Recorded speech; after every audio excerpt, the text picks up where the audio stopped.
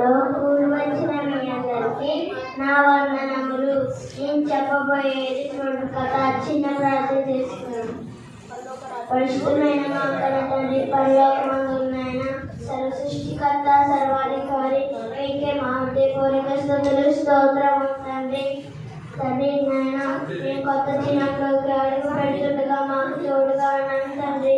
యేసుక్రీస్తు పరిశుద్ధ నామములో ఈ ప్రార్థన అడిగి వేడుకున్నాం తండ్రి. ఆమేన్. భూమి మీద యుక్తిగల జీవిని నేను ఆది దంపతులను మోసపరిచాను. దేవుని చేత శపింపబడ్డాను. బ్రతుకంతా మన్ను తిన్నాను.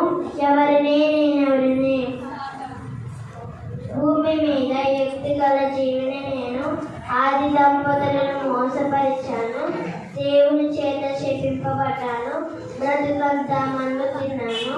నేనెవరిని? ఆన్సర్ సర్పం. రిఫరెన్స్ ఆదికాండం 3వ అధ్యాయం 1-4. అందరికీ